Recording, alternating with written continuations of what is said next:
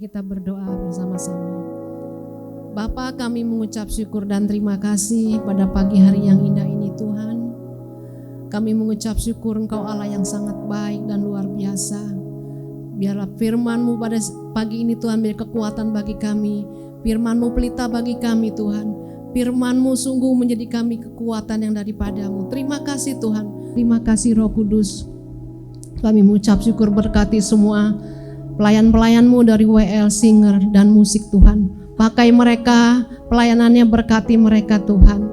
Terima kasih Roh Kudus. Kami juga berdoa saat ini Tuhan berkati gembala kami Bapak Tony Arif yang menggembalakan di Ciputat dan Pamulang Tuhan. Kau mau urapi terus hamba-Mu ini Tuhan.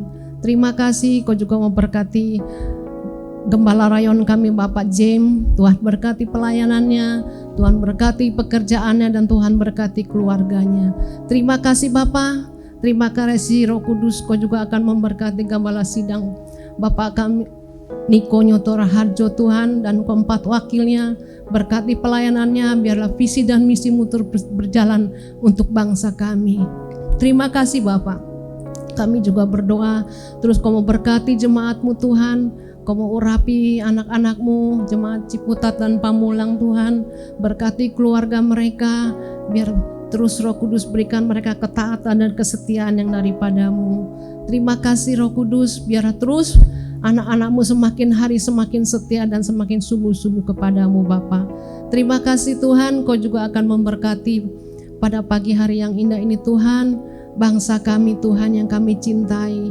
Terus Kau memberkati para pemimpin kami Tuhan, Bapak Joko Widodo dan wakil seluruh para menteri, DPR dan MPR semua, baik para gubernur dan bupati. Kau mau berkati, berikan mereka bekerja dengan hati yang tulus daripada-Mu. Berikan mereka juga roh takut akan Tuhan, biar setiap keputusan demi keputusan itu datang daripada-Mu Tuhan, dan mereka bekerja dengan memperdulikan rakyat yang Dia pimpin Tuhan. Terima kasih Bapa. Terima kasih Roh Kudus. Bahkan juga Tuhan, Kau memberkati Tuhan para tim medis, dokter semua Tuhan. Mereka berikan kesehatan, kekuatan yang melimpah. Berkati kesehatan pada keluarganya Tuhan, sehingga mereka bekerja dengan hati dan belas kasihan yang daripada-Mu. Kami percaya melalui COVID-19 ini Tuhan, terus Tuhan Roh Kudus Engkau akan lepaskan Indonesia, karena Indonesia ini milik-Mu. Indonesia akan dipulihkan Tuhan. Kami percaya kuasa-Mu bekerja. Semua anak-anak-Mu, umat-Mu berdoa, gereja-gereja bersatu Tuhan untuk dilepaskan dari virus corona ini Bapa. Terima kasih Tuhan Yesus. Kami percaya kuasa-Mu yang bekerja dan Indonesia akan dipulihkan. Semua umat-Mu akan dipulihkan. Bahkan Indonesia damai akan terjadi di bangsa kami. Terima kasih Bapa. Terima kasih Roh Kudus, kuasa-Mu yang bekerja atas bangsa kami. Terima kasih, kami mengucap syukur. Dalam nama Tuhan Yesus kami berserah. Kami percaya Engkau sudah mendengar, bahkan Engkau sudah menjawab setiap doa dan permohonan kami. Di dalam nama Tuhan Yesus kami berdoa. Haleluya. Amin. Mari sama-sama kita mau memuji Tuhan. Biar hari ini pujian dan penyembahan kita boleh naik di hadapan Tuhan, berkenan di hadapan Tuhan, dan biarlah kita bersama-sama bersuka cita. Haleluya.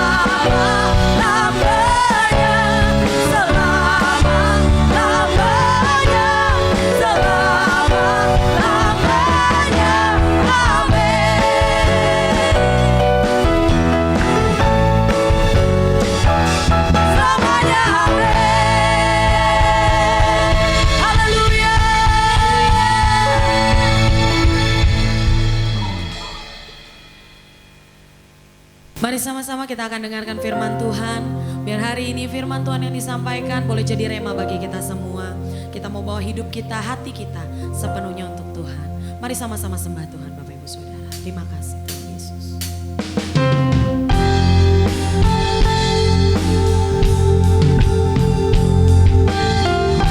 Kami memuji-Mu Tuhan di tempat ini. Biar nama-Mu saja yang ditinggikan, nama-Mu saja yang dimuliakan Tuhan.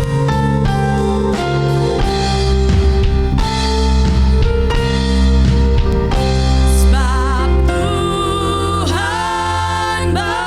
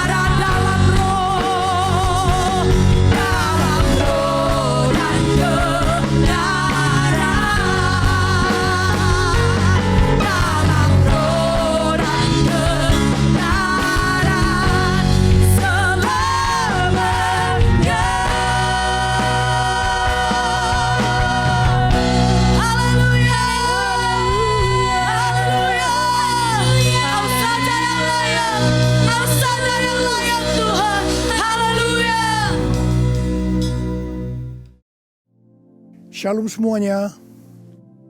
Tuhan Yesus berkata dalam Yohanes 14 ayat 12, Aku berkata kepadamu, sesungguhnya barang siapa percaya kepadaku, ia akan melakukan juga pekerjaan-pekerjaan yang aku lakukan. Bahkan pekerjaan-pekerjaan yang lebih besar daripada itu. Sebab aku pergi kepada Bapa.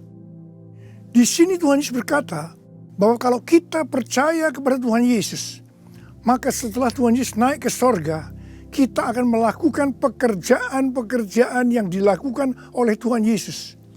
Bahkan pekerjaan-pekerjaan yang lebih besar.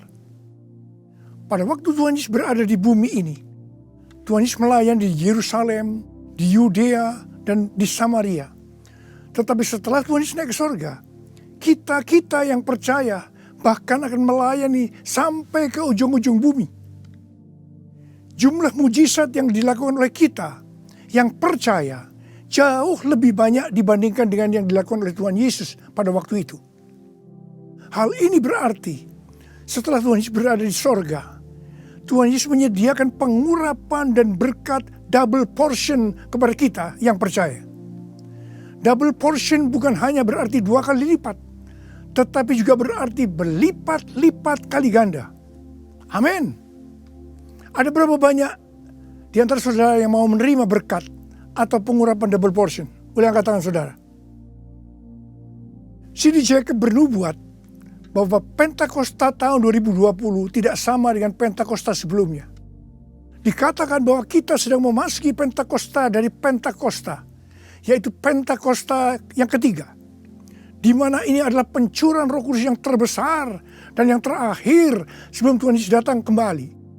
Untuk itulah Tuhan Yesus memperlengkapi kita dengan pengurapan double portion. Setelah Roh Kudus dicurahkan pada waktu Pentakosta yang pertama, maka salah satu tanda yang terjadi pada waktu itu adalah perubahan paradigma dalam pelayanan. Selama ini, pengertian dari murid-murid Tuhan Yesus adalah bahwa keselamatan hanya untuk orang Yahudi saja.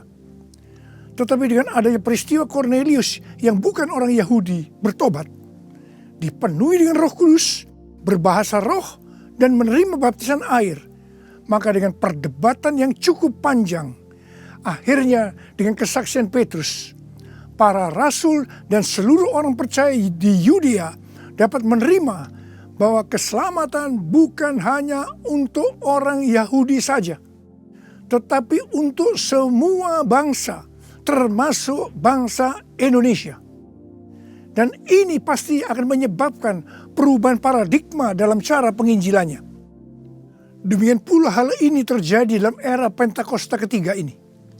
Yang jelas dengan adanya pandemi COVID-19 akan terjadi perubahan paradigma dalam pelayanan untuk terjadinya penuaian jiwa yang terbesar dan yang terakhir. Hal yang pertama adalah yang tadinya kita ibadah secara offline, sekarang berubah menjadi ibadah secara online. Tadinya kita beribadah di gedung gereja, kita bersekutu bersama-sama, bisa berjabatan tangan, saling berpelukan, menyatakan kasih kita, melakukan penumpangan tangan. Sekarang sudah tidak bisa lagi. Kita memasuki new normal. Ibadah offline digantikan menjadi ibadah secara online. Terus terang, saya tidak mengerti sepenuhnya dengan adanya perubahan ini. Tapi Tuhan menyuruh saya untuk melakukan seperti apa yang terdapat dalam Yeremia 33 ayat 3. Berserulah kepadaku, maka aku akan menjawab engkau dan memberitahukan kepadamu hal-hal yang besar dan yang tidak terpahami, yakni hal-hal yang tidak kau ketahui. Itulah yang saya lakukan hari-hari ini. Saya percaya justru dengan adanya perubahan paradigma dalam pelayanan ini, pasti akan terjadi penuaian jiwa yang jauh lebih besar dibandingkan pada waktu kita menggunakan cara yang lama. Hal yang kedua, untuk terjadinya penuaian jiwa yang terbesar dan yang terakhir, Tuhan berkata akan terjadi kebangkitan generasi muda. Russell Evans, gembala sidang dari Planet Shaker, Melbourne, pada tahun 2017 mendapat penglihatan tentang Indonesia. Bahwa Roh Kudus sedang dicurahkan luar biasa di Indonesia. Dia melihat jutaan anak-anak muda dipenuhi dengan Roh Kudus. Mereka cinta mati-matian kepada Tuhan Yesus. Tidak kompromi terhadap dosa. Dan akan memenangkan banyak jiwa. Generasi anak muda ini kita sebutkan di generasi Yeremia. Awal Januari tahun 2020. Para aras nasional dan para pemimpin Kristen berkumpul untuk membicarakan langkah konkret yang akan dilakukan sebagai respon terhadap komitmen para pemimpin Kristen sedunia di Swiss tahun 2017 tentang misi yang akan dikerjakan bersama-sama, di mana hal ini juga diresponi oleh Indonesia di Brastagi, Sumatera Utara pada tahun 2018. Dengan perkataan lain, ini membicarakan tentang langkah konkret yang akan dilakukan oleh seluruh gereja untuk menyelesaikan amanat agung Tuhan Yesus. Hasil dari pertemuan para pemimpin Kristen awal Januari 2020 itu, bahwa apa yang akan dilakukan ke depan untuk menyelesaikan amanat agung Tuhan Yesus akan menunggu sepulangnya saya dari pelayanan di Brasil. Di Brasil, saya melayani KKR untuk generasi muda yang berusia rata-rata sekitar 24 tahun. Yang diadakan di 3 stadion besar. Jumlah yang hadir sekitar 180.000 orang. Waktu saya bertemu dengan para pemimpin di Brasil, kami sama-sama mendapatkan pengertian bahwa kegerakan orang-orang muda dunia akan dimotori oleh 2 bangsa, yaitu Indonesia dan Brasil. Katakan amin. Sepulang dari Brasil, ada 2 hal yang didapatkan. Yang pertama, gerakan untuk menyelesaikan amanat agung Tuhan Yesus akan dimotori oleh generasi muda. Yang kedua, kita disuruh berpuasa dari tanggal 1 Maret sampai dengan 9 April selama 40 hari. Dan dilanjutkan sampai dengan 30 Mei. Jadi total kita berpuasa 91 hari. Setelah 1 hari kita berpuasa, tepatnya tanggal 2 Maret 2020, Presiden Jokowi mengumumkan bahwa COVID-19 masuk ke Indonesia. Mulai saat itu kita merasakan bagaimana Tuhan memproses gerejanya. Kita dibersihkan, dimurnikan, ditata ulang oleh Tuhan. Kita memasuki new normal, dimensi yang baru, paradigma yang baru dalam pelayanan. Semua ini untuk mempersiapkan penuaian jiwa yang terbesar dan yang terakhir sebelum Tuhan Yesus datang kembali. Pada suatu hari ketika saya sedang membaca 1 Raja-Raja 20 ayat 13 sampai dengan 22. Tiba-tiba saya menerima WhatsApp dari Bapak Peter Faraknimela. Saya diminta untuk membagikan apa yang ada di dalam hati saya untuk generasi Yeremia pada acara live streaming Generasiku Bangkit yang kedua dengan tema Finishing a Great Commission pada tanggal 26 Juni 2020. Terus terang saya kaget, surprise. Sebab kalau kita membaca ayat-ayat dari 1 Raja-Raja ayat 20 ayat 13 sampai dengan 22 itu menceritakan tentang seorang nabi yang datang kepada Ahab, Raja Israel, untuk menyampaikan pesan Tuhan bahwa Tuhan akan menyerahkan musuh mereka, yakni orang-orang Aram yang sedang mengepung Samaria. Ahab bertanya, siapa yang akan membantu untuk melawan musuh yang begitu besar itu? Nabi itu menjawab, orang-orang muda, pengiring kepala-kepala daerah yang jumlahnya hanya 232 dari 7.000 orang Israel. Orang-orang muda ini yang akan menyerang lebih dulu. Orang-orang muda yang jumlahnya 232 ini yang diikuti oleh para prajurit menghancurkan orang-orang Aram. Pada saat itu Tuhan berbicara kepada saya bahwa untuk ke depan ini generasi Yeremia yang harus memimpin peperangan rohani untuk penuaian jiwa yang terbesar dan yang terakhir. Ini merupakan suatu paradigma baru dalam pelayanan. Tuhan, ini aku, jadikanlah ku alatmu untuk memberitakan Injilmu.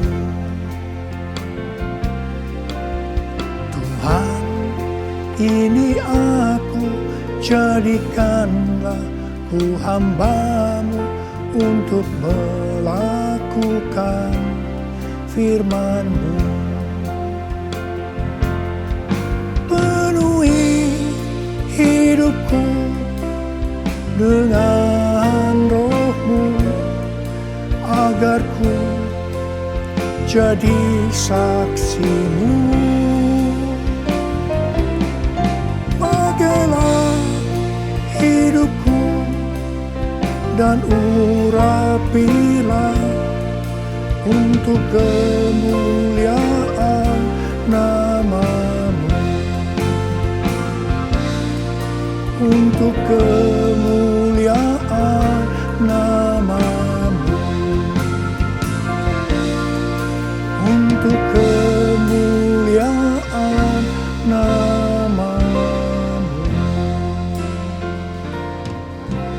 Menteri Agama memberikan pengarahan dalam pembukaan kembali ibadah secara offline, bahwa anak-anak, lansia, dan orang yang memiliki penyakit bawaan yang beresiko tinggi terhadap COVID-19 dilarang beribadah di gereja. Saya percaya ini bukan suatu kebetulan, tetapi Tuhan sedang berbicara harus ada pergantian generasi. Tuhan seolah-olah memaksa agar generasi lansia mendelegasikan atau menyerahkan tugas mereka kepada generasi muda. Ini merupakan perubahan paradigma dalam pelayanan. Elisa adalah nabi muda yang mewakili generasi muda yang akan dipakai Tuhan untuk tugas yang lebih besar. Pada waktu itu Elia disuruh oleh Tuhan mengurapi Elisa untuk menjadi nabi menggantikan dia. Pertama, Elia melemparkan jubahnya kepada Elisa. Ini berbicara tentang memberikan otoritas menjadi seorang nabi. Yang kedua, Elisa menjadi pelayan Elia. Elia juga menjadi bapak rohani yang mementor Elisa. Elisa sangat setia kepada nabi atasannya, sehingga Elisa dikenal sebagai yang dahulu melayani Elia. Yang ketiga, Elisa terus mengikuti Elia kemanapun dia pergi. Elia ke Gilgal, Bethel, Yericho, Sungai Yordan. Elisa terus mengikuti meskipun dilarang oleh Elia. Waktu menyeberang Sungai Yordan, Elia berkata kepada Elisa, "Mintalah apa yang hendak kulakukan kepadamu sebelum aku terangkat daripadamu." Jawab Elisa, "Biar aku mendapat 2 bagian dari rohmu." Elia berkata, "Yang kau minta ini adalah sukar. Tetapi jika engkau dapat melihat aku terangkat daripadamu, akan terjadilah kepadamu seperti yang demikian. Dan jika tidak, tidak akan terjadi." Ternyata Tuhan mengabulkan permintaan Elisa. Dia melihat waktu Elia diangkat. Elisa mendapat 2 bagian dari roh Elia, double portion. Arti daripada 2 bagian roh Elia atau double portion adalah, yang pertama, Elisa sebagai anak rohani yang sulung dari Elia menerima warisan 2 kali lebih banyak dibandingkan dari anak-anak rohani lainnya. Elisa mohon kepada ayah rohaninya untuk memberikan wibawa seorang nabi yang lebih besar kepadanya, supaya Elisa bisa melanjutkan pelayanan Elia. Yang kedua, dalam hal mujizat, Elia melakukan mujizat sebanyak 7 kali. Sedangkan Elisa melakukan 14 kali. Di mana 1 kali setelah Elisa meninggal, tulang-tulangnya bisa membangkitkan orang yang mati. Peranan Elisa sebagai nabi terhadap raja-raja Israel lebih banyak dibandingkan Elia. Elia sebagai nabi pada zaman Raja Ahab saja.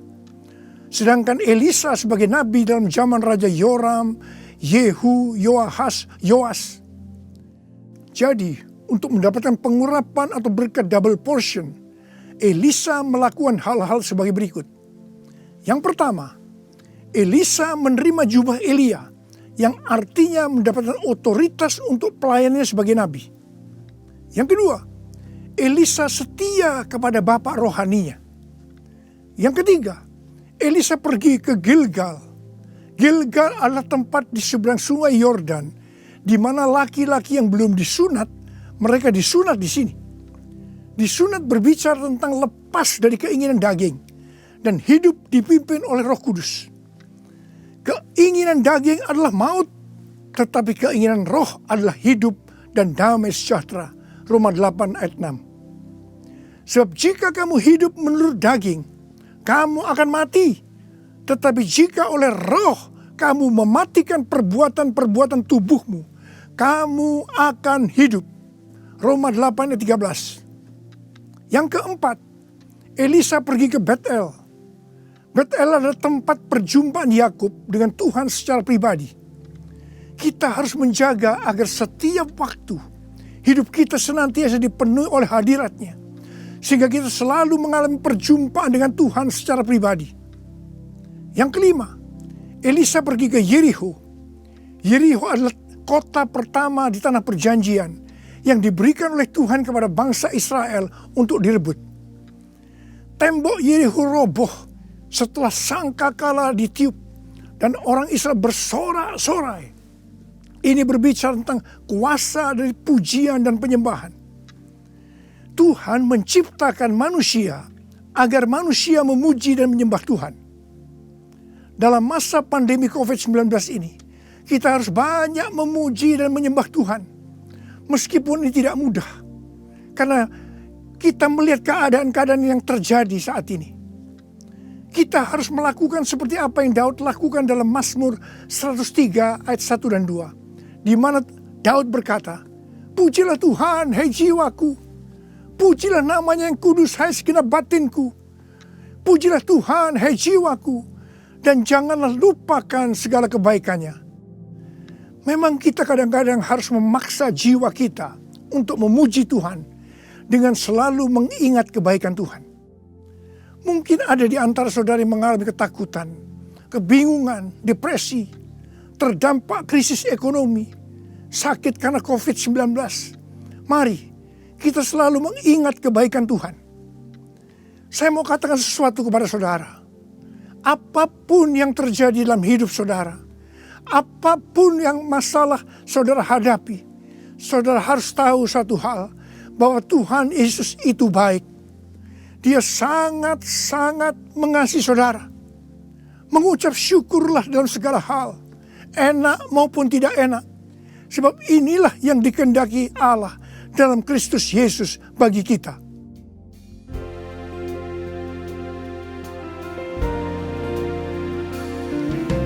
Bapa, Engkau baik. Bapa, Engkau baik. Kau selalu baik kepadaku. Apa ku cinta Kau. Aku memujimu. Aku menyembahmu. Ku nyanyi haleluya.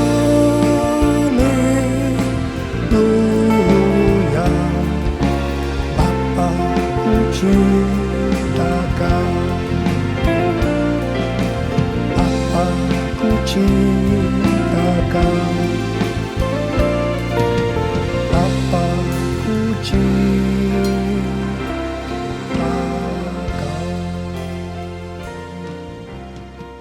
Yang keenam, Elisa pergi ke sungai Yordan. Sungai Yordan adalah tempat di mana mujizat dialami oleh Naaman yang sembuh dari penyakit kustanya. Kunci kesembuhannya adalah kerendahan hati, yaitu dengan bersedia membenamkan diri 7 kali dalam sungai Yordan. Sungai Yordan adalah tempat di mana Tuhan Yesus dibaptis. Roh Kudus dalam bentuk burung merpati turun atas Tuhan Yesus. Terdengar suara dari sorga, "Inilah anakku yang kukasihi, kepadanya lah aku berkenan." Sungai Yordan adalah tempat di mana kemuliaan Tuhan dinyatakan.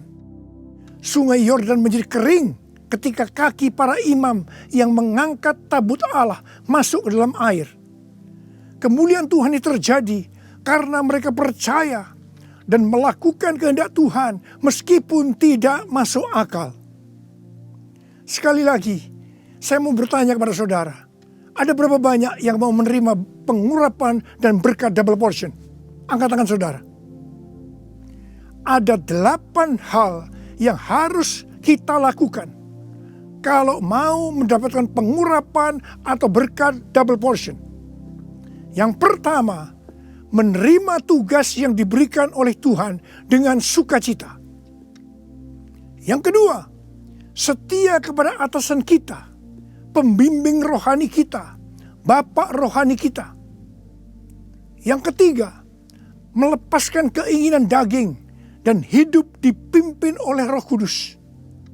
Yang keempat, usahakanlah setiap waktu kita dipenuhi dengan hadirat-Nya, agar kita senantiasa mengalami perjumpaan dengan Tuhan secara pribadi. Yang kelima, dalam segala situasi kita harus banyak berdoa, memuji dan menyembah Tuhan.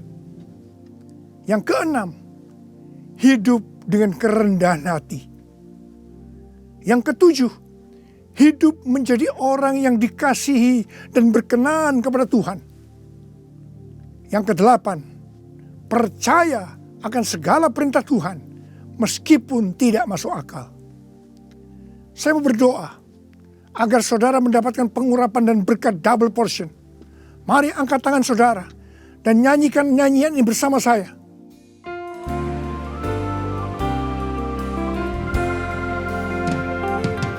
Anointing follow me. Anointing follow me. Let the power of the Holy Spirit fall on me.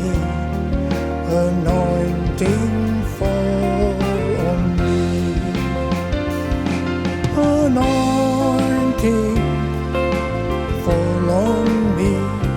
Anointing fall on me.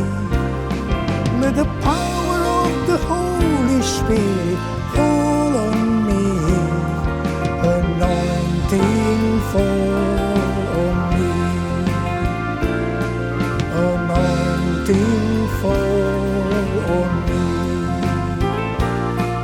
Anointing fall on me. Angkat tangan saudara. Angkat tangan saudara. Mari kita angkat tangan saudara. Urala bala bala bala bala bala bala. Urala bala bala bala.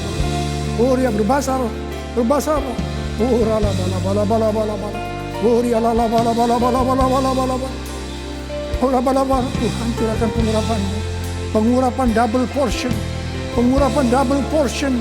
Berkat double portion. Terima, terima, terima, terima, terima, terima. Urala basikala la bala. Terima, terima, terima. Uria la bala bala bala bala bala bala bala bala bala. Pakai anak-anak-Mu Tuhan, menjadi alat-Mu Tuhan. Dengan pengurapan double portion, mereka akan melakukan, menyelesaikan amanat agung Tuhan Yesus. Terima, terima, terima. Oh, berkati anak-anak, berkati mereka semua Tuhan. Kau menyembuhkan yang sakit. Terima, terima kesembuhan, terima kesembuhan, terima, terima, terima, terima. Diberkati oleh Tuhan. Terima kasih, terima kasih Tuhan. Terima kasih, terima kasih.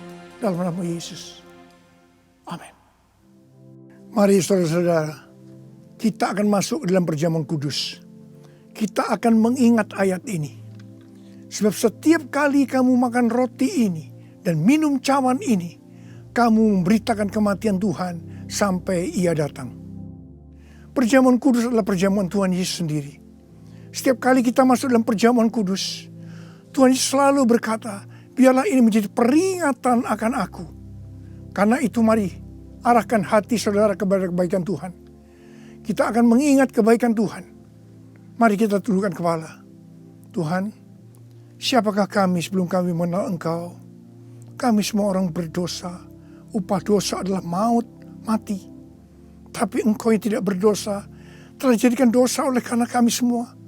Engkau harus turun dari sorga mulia, menjelma menjadi manusia, mati ganti kami dengan penderitaan yang luar biasa. Sungguh kalau kami pikirkan Tuhan betapa baiknya Engkau itu. Kau jadikan kami sebagai anak-anak-Mu. Engkau berkati, Engkau tuntun, Engkau bela, Engkau lindungi, Engkau tegur kalau kami salah. Engkau mengurapi kami, Engkau sembuhkan kami ya Tuhan. Itu Engkau ya Aba. Itu Engkau ya Aba. Tuhan akan memberkati saudara melalui perjamuan kudus. Tapi Tuhan mau kita makan dan minum dengan cara yang benar. Oleh karena itu masing-masing introspeksi. Sudah masing-masing berdoa.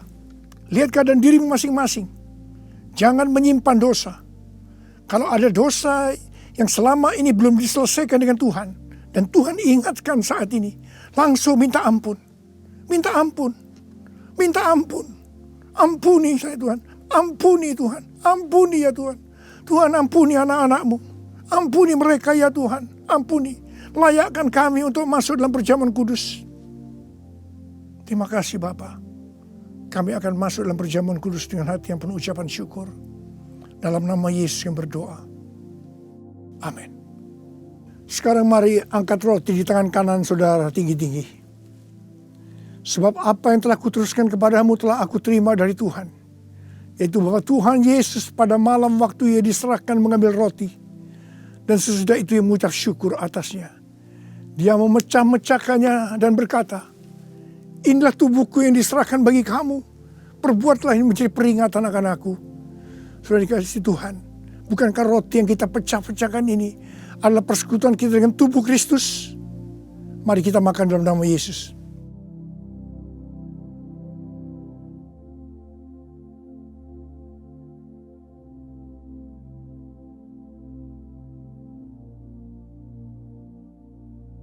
Sekarang angkat cawan di tangan kanan saudara tinggi-tinggi. Demikian juga ia mengambil cawan sesudah makan lalu berkata, cawan ini adalah perjanjian baru yang dibenarkan oleh darahku. Perbuatlah ini setiap kali kamu meminumnya menjadi peringatan akan aku. Sudah kasih Tuhan, bukankah cawan pengucapan syukur yang atas kita ucapkan syukur adalah persekutuan kita dengan darah Yesus? Mari kita minum dalam nama Yesus.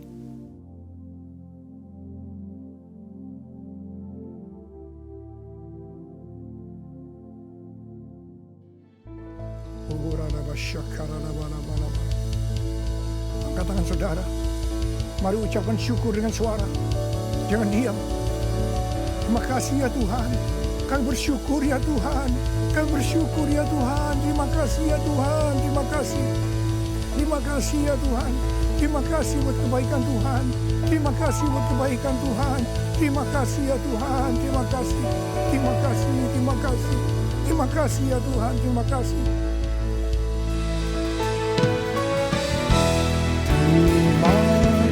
Terima kasih Yesusku, terima kasih Yesusku. Puji syukur hanya bagi Tuhanku. Terima kasih Yesusku, terima kasih Yesusku. Puji syukur hanya bagi Tuhanku. Terima kasih Yesusku, terima kasih Yesusku. Puji syukur hanya bagi Tuhanku. Terima kasih Yesusku, terima kasih Yesusku. Puji syukur hanya bagi Tuhanku. Puji syukur hanya bagi Tuhanku. Puji syukur hanya bagi Tuhanku.